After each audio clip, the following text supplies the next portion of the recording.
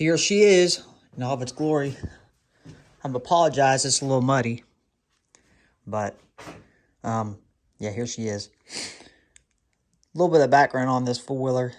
It's a 2008. I've had it for a while now. Probably about 3 years. The tires that came on it were these here. These are 25s. And the tires that I put on it were these 26s. Quadzillas. Maxes. Oh, they bite good in the mud. But anyways, excuse the oil here. I was changing the oil the other day. Yeah, but it doesn't leak a drop of oil. It runs great. Had a few issues, but we'll get into that in a few. But here's the current state of it. I got, let's see here. Got 4,050 miles, 6666 hours. So that's a pretty good number. Everything works. I also have a winch on it. Works pretty good. I've got me out of the pickle a few times. Also, I got a light bar installed. Definitely brightens up the trail. I'll show you how I wired it real quick. So, what I've done, I have just wired it into the brights on the four-wheeler. So, here's the brights. Click it on. Light bar comes on. So, how I've done that, there's a wire that goes in to this harness here for the headlights. And here's the wire for the light bar. So all I did was just cut it and spliced in the headlight to the light bar. So made it real nice and clean like. Wrapped it up with some electrical tape and some rubber tape to make sure it wouldn't, get any water into it. But other than that, it works fine, works great. I've had it on there for a long time, probably for a few years. Yep. Another thing I have on this four-wheeler, I got some, some wider or more offset wheels for it. So it definitely makes it look like a tank, makes it look wider, makes it look mean.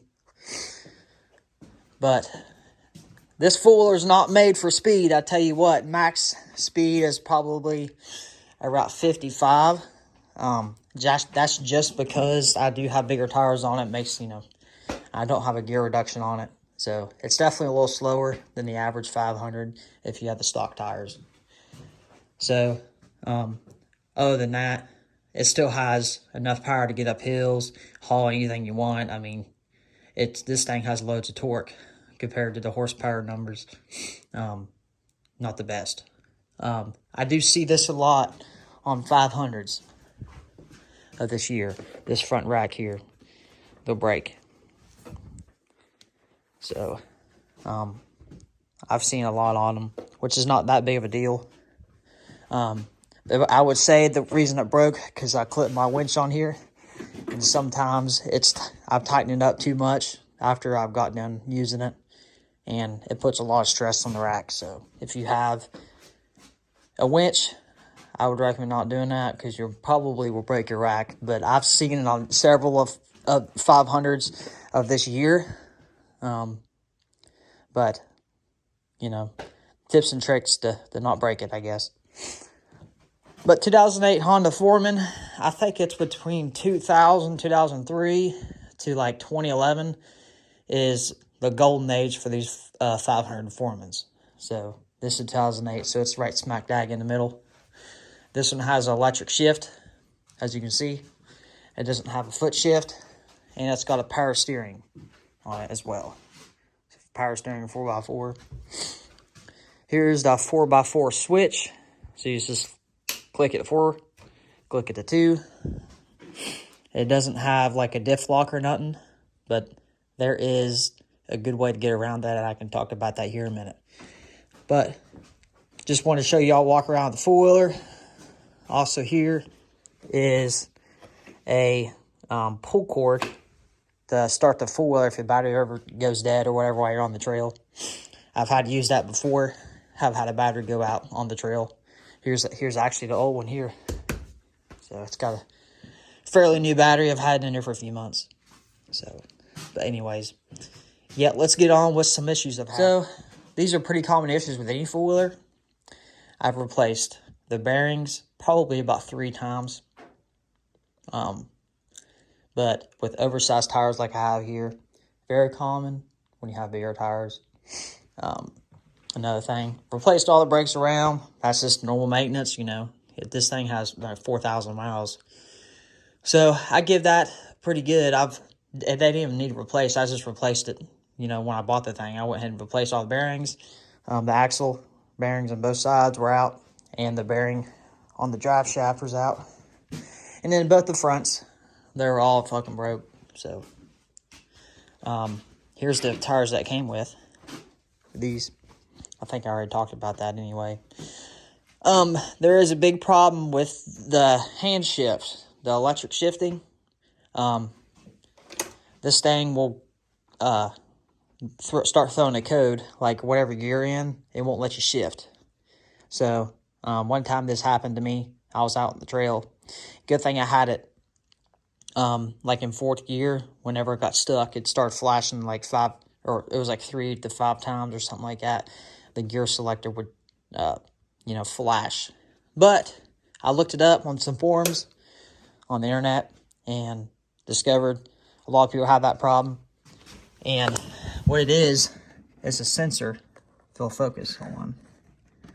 See where that plug goes in right there? That's the angle sensor. Basically, the angle sensor does is tell the transmission where the angle is, so it could do the electric shift. So people get water in them plugs, and all you do is just take the plug out, dry it out, and then plug it back in. 9 times out of 10 it works.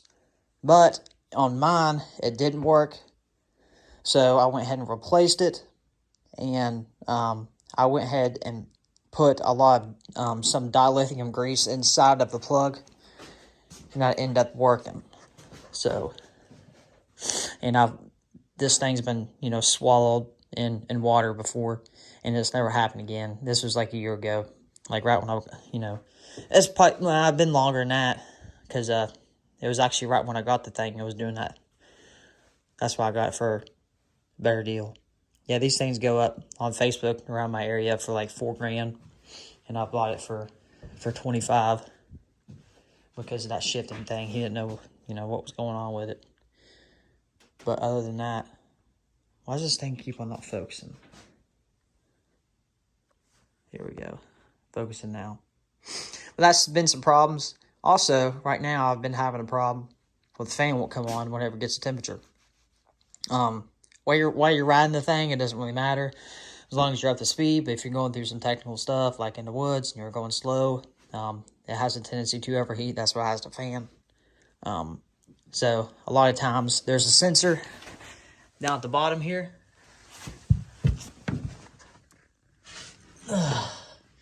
That new switch here looking thing, that's your temperature sensor. It tells the fan to come on and off. This has been the 3rd time I've replaced it.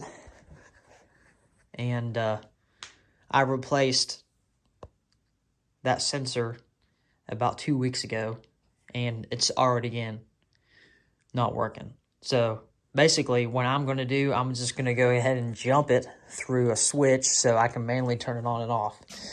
I was thinking about putting the switch here. There's a good little gap here in the dash for it to come on and off. But that's what I was going to do. But just haven't done it yet. I got all the wiring and stuff in the switch. I just don't feel like screwing with it. But other than that, this has been an awesome four-wheeler. And definitely a good buy. And this will last me a long time. Like, I mean, it's got 4,050 miles on it. And I had, the guy before me never did the valves and used that since it was brand new. So, I would consider that a pretty good win. Well, if y'all opinion about this thing, you know, they're super reliable. I'll probably give it about a 4.8 out of 5. Just being that hand shift there, electric shift. That'd be cool if it had the foot shift already installed on it. And then the hand shift. Because, like, especially if somebody can't, you know, use their foot or they got a fucking leg, it's broke or whatever the crap, you know, this is definitely a lot easier to drive, you know, especially if somebody's learning how to ride. The electric shift is definitely the way to go. But like they always say, the more technical and electrical stuff you put on something, the more likely it's going to break, and this is a prime example of it. I'll probably have no problems with it. You know what I'm saying? But couldn't pass up the deal. That's kind of one of the things, you know. I can definitely sell this thing for a lot more than I have in it. Probably double. So it might take me a while to sell it, but, you know, sell it for what it's worth. But, yep, that's my overall opinion on this thing. Also, here's one thing that it has on it. You can clean the radiator by taking this Phillips screw out to clean it. So here's your radiator back here. I don't know if you can see it. But you can take that off and it gives you full range of motion on that. It's called an oil coil. Cooler. That's what it's called. But yeah. Like and subscribe. Share this video. Definitely try to help me out. I would like to post a few videos of me riding. If y'all think that'd be interesting, put it down in the comments. Just trying to make some good content for everybody. But anyways, y'all have a blessed day.